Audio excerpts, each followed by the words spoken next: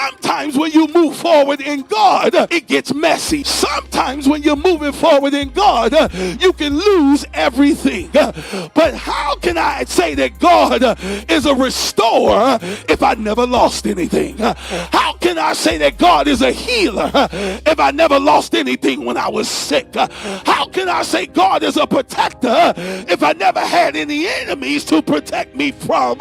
Somebody shout, I need God to break the cycles